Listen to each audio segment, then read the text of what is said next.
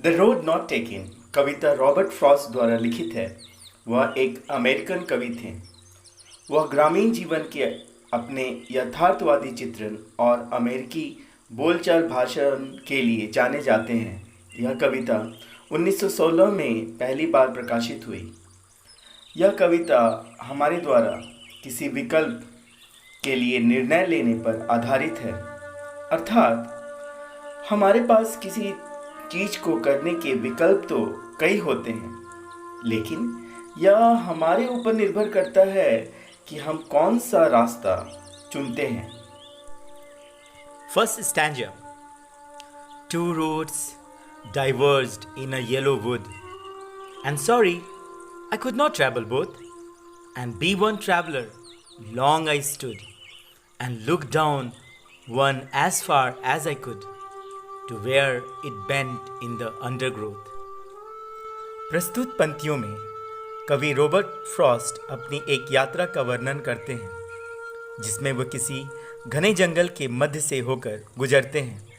जंगल में अधिकांश पेड़ों के पत्ते पीले पड़ चुके हैं, जिसकी वजह से जंगल पीले रंग का दिखाई दे रहा है। कवि इस घने जंगल में आगे बढ़ता चला जाता है और एक वक्त ऐसा आता है कि जब रास्ता दो भागों में बंट जाता है। दोनों ही रास्ते घने जंगली झाड़ियों से घिरा हुआ दिखाई देता है और यह निर्णय करना लेखक के लिए बहुत ही कठिन हो जाता है कि वो कौन सा रास्ता चुने और कौन सा नहीं, क्योंकि वह केवल एक ही रास्ते में चल सकते थे। इसलिए यह लेखक के लिए दुविधा की घड़ी थी, क्योंकि लेखक को दोनों ही रास्ते एक जैसे लग रहे थे। Second stanza. Then took the other just as fair, and having perhaps the better claim, because it was grassy and wanted wear, though as for that the passing there had warned them really about the same.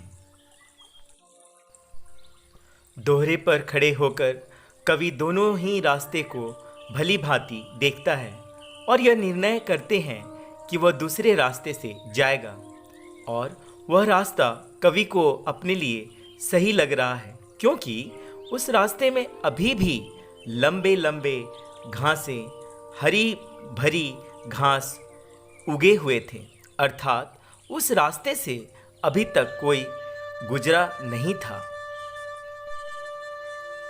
जबकि दूसरा रास्ता पूरा बंजर दिखाई पड़ रहा था, अर्थात उस रास्ते से पहले यात्री गुजर चुके थे, और जब यात्री इस रास्ते से गुजरे थे तो उनके पैरों से घासें दब चुकी थी और इसी वजह से वह रास्ता बंजर दिखाई पड़ रहा था। इसलिए कवि को दूसरा रास्ता खुद के लिए बेहतर विकल्प जान पड़ा, क्योंकि अभी तक उस रास्ते से कोई भी यात्री गुजरा नहीं था। Third stanza. And both that morning equally lay in leaves, no step had trodden black. Oh, I kept the first for another day. Yet knowing how way leads on to way, I doubted if I should ever come back. कवि दोहरे में खड़ा होकर यह सोच ही रहा होता है कि कौन से रास्ते में जाना है और कौन से रास्ते में नहीं, कि तभी फिर कवि इस परिणाम में पहुंचता है कि आज के दिन वह अकेला ऐसा यात्री है जो जंगल में इतनी दूर तक पहुंच पाया है कि दोनों ही रास्ते में ऐसे कोई पैरों के ताज़ा निशान, अर्थात पैरों के कुचले जाने के निशान दिखाई नहीं दे रहे हैं।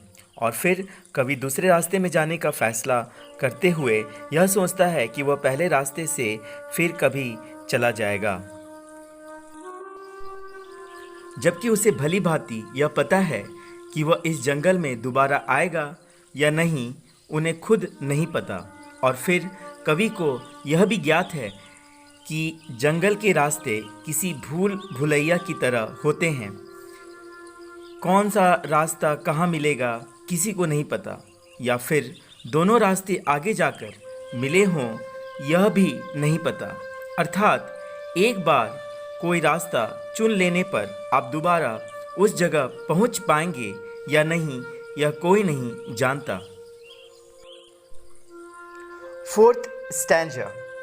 I shall be telling this with a sigh. Somewhere ages and ages hence, two roads diverged in a wood, and I took the one less traveled by, and that has made all the difference. प्रस्तुत पंक्तियों में कवि हमें अपने द्वारा लिए गए निर्णय का उनके भविष्य में पड़ने वाले प्रभाव के बारे में बता रहे हैं। वो कहते हैं कि उनके द्वारा दूसरे रास्ते में चलने का निर्णय बिल्कुल भी आसान नहीं था, बल्कि वह बहुत ही कठिन था, और अब भविष्य में जब भी वे इस घटना को याद करेंगे तो उनका मन उत्तेजना तथा चिंता से भर जाएगा, क्योंकि उनके पास यह विकल्प था कि वह साधारण रास्ते से जा सकते थे। फिर भी उन्होंने ऐसा रास्ता चुना जहां उन्हें पता नहीं था कि क्या होने वाला है, और इसलिए इस निर्णय ने उनके सोचने का तरीका बदल दिया, और अब उन्होंने अपने जीवन से भी साधारण मार्ग को हटा दिया है। अंततः कवि कहना चाहते हैं कि इस निर्णय ने उनके जीवन पर अच्छा प्रभाव ही डाला है। Two roads diverged in yellow wood, and sorry I could not travel both and be one traveller. Long I stood and looked down one as far I could to where it bent in the undergrowth.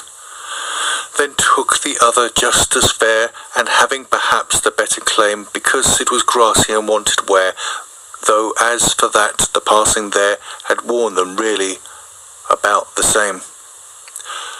And both that morning equally lay in leaves no step had trodden black. Oh, I kept the first for another day. Yet, knowing how way leads on to way, I doubted if I should ever come back. I shall be telling this with a sigh, somewhere ages and ages hence. Two roads diverged in the wood, and I took the one less travelled by, and that has made all the difference. Question 1. Where does the traveler find himself? What problem does he faces? The traveler find himself at a fogged road which traveling in a yellow wood.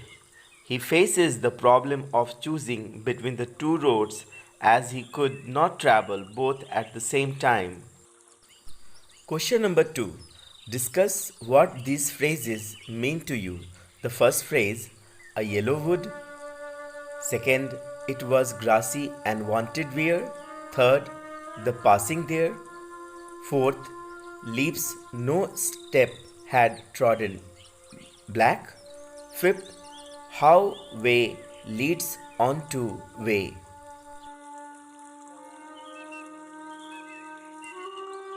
Answer.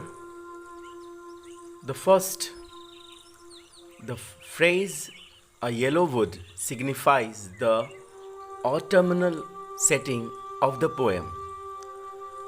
The second phrase, which is it was grassy and wanted wear, the answer is the grass on the road that the people decides to take was still afresh, and the road seems less worn out.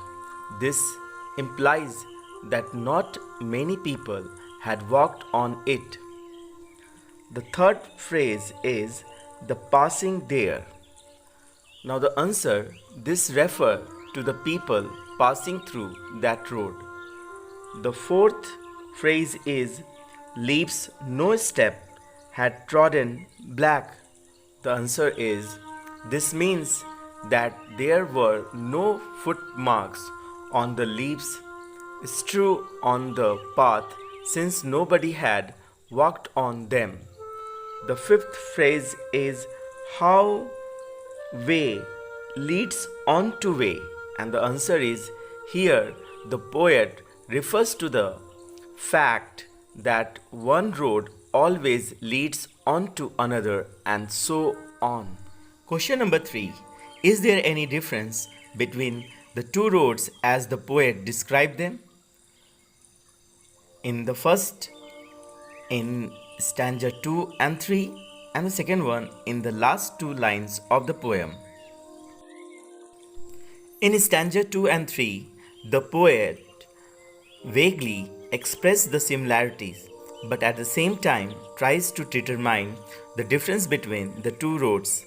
He says that although the second road seems just as fair and almost as same worn out as the first, yet it was somehow the better claim, since it was still afresh and less trodden. That morning, both the roads were equally strewn with leaves that had not yet been tampered by the travelers. According to the last two lines of the poem, one of the two roads was less traveled by than the other, and the poet's decision to walk on the road made all the difference in his life. Question number 4. What do you think the last two lines of the poem mean? Looking back, does the poet regret his choice or accept it? In the last two lines, the poet says that he chose the less trodden road and that this choice made all the difference in his life. Whether he regrets his choice or accepts it is ambiguous.